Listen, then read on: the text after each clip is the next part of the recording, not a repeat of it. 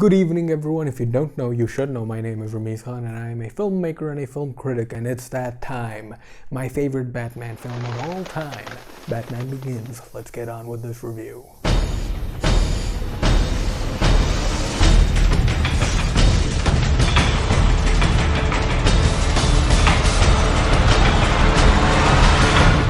Where are you?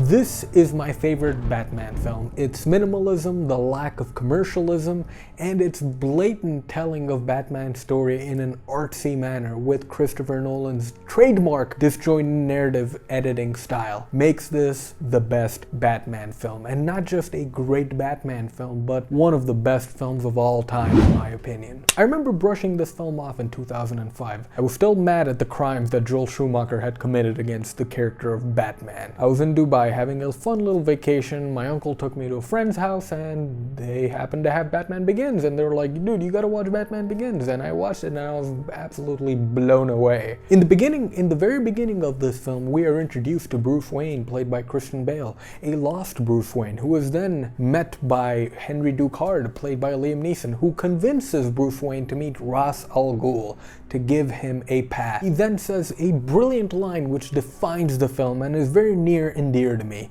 in which he says, if you make yourself more than just a man, and if they can't stop you, then you'll become something else entirely. A legend, Mr. Wayne. A legend. And that's what this film is. Absolutely legendary. It's an overshadowed film in my opinion, given the popularity and greatness of The Dark Knight. I think The Dark Knight's a great film, but I do find it a bit overrated. The Dark Knight is more of a timeless film, but the more I grow older, I enjoy Batman Begins, and I relate to it more and more and more. The first act of this film is fantastic. It is so much fun to watch, and I'm invested in Bruce Wayne's growth and character. A very underappreciated aspect of this film is its brilliant dialogue. It takes the themes of loss and adds it to our characters, both of our main characters, Henry Ducard and Bruce Wayne. Once I had a wife, my great love. She was taken from me. Like you, I was forced to learn there are those without decency who must be fought without hesitation, without pity. It's dialogue and character relationships like that which makes this a very relatable Batman film. I mean, all of us have gone through some loss. You know, we lost a family member, girlfriend, or whatnot. The previous films never explored the theme of loss in such a way, and it never explored loss from the antagonist's point of view, and when it was done in an over-the-top and cartoony way. The grounding of Batman in reality definitely helps the film speak to its audience. He's one of the characters that really works with realism and grit. There's more stunning dialogue throughout the film between Bruce Wayne and Henry Ducard, but it's that first act which is oh so special. They talk about subjects such as morals, ethics, and warrior code. The film separates ideologies from very early on. The training Bruce Wayne goes through is not just visually pleasing, but it's also emotionally hard-hitting, man. Like that scene when Liam Neeson just yells at Bruce Wayne and tells him, "The training is nothing, the will is everything." I have that printed out and in my bedroom, framed right next to my bed. That is how much that quote means to me. It's such a powerful quote, by the way. Christian Bale is on top form over here. It's not just heartwarming, but also very satisfying when he learns lessons and breaks out of the mold and his depression and the thinking that one event will not define his life. We are shown his obsession with that one event being his parents' death through edits which cut back and forth from different times of this story. It's purposefully done and it never gets jarring. My explanation of the edit is actually more confusing than the actual edit of the film. This film is full of great actors. Gary Oldman, my favorite actor, plays Commissioner Gordon. That is a bit of casting which I would have never thought of. Bravo, casting director.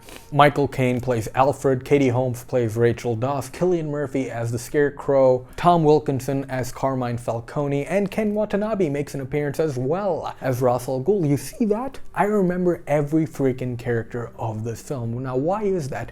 Because all these characters are involved, they have their own stories, and they all serve a purpose in telling one man's personal story. The other films didn't have that. As I said, Commissioner Gordon wasn't even an ally. Alfred wasn't an ally. He was just a servant in the previous films. And all the bad guys pose a unique threat to Batman as well. Cillian Murphy's Scarecrow takes Batman to mental warfare, and Henry Ducard is his teacher. And add in the brilliant but comparatively reserved score by Hans Zimmer, it makes for some very, very memorable moments. One of my favorite moments of this film is when Batman is successful in his first attempt as Batman, and he just stands on top of a pole silently. It's such a great shot, and the impact of that shot is felt because of the music. But what is Batman without action? A superhero film is nothing without action, and although Christopher Nolan's strong suit isn't shooting action sequences, it's rather well done here. It is very, very creative, and it translates really well into the realistic world that this film is trying to show off. It all revolves around a hallucinogen that is set to be released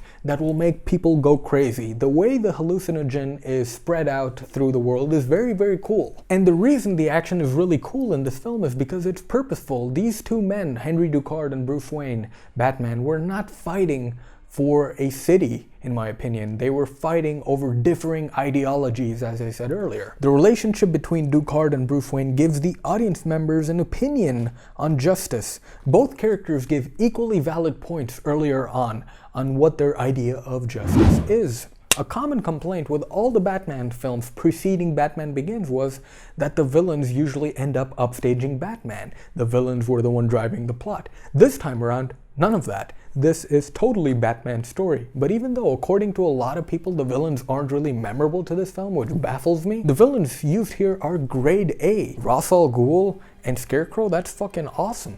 And this might ruffle some feathers, but I think Scarecrow is a fantastic villain, and he's much more interesting visually than the Joker. I friggin' love this film. I love its themes of loss. I love how relatable it is to me. I love how relatable it is to a lot of other people on this planet. And I love how different it is for a Batman film. It's like Indiana Jones and the Temple of Doom of Batman movies. Just the structure and the way the story was told and the take they took on the character of Batman is very interesting. I love this movie, and you should too. If you haven't seen it already, go watch Batman Begins, people. Thank you so much for watching, people. I really appreciate this. You know the drill. Subscribe if you enjoyed this video. Please share it. I would appreciate it a lot. Until next time, I will see you again. Remember to love yourselves.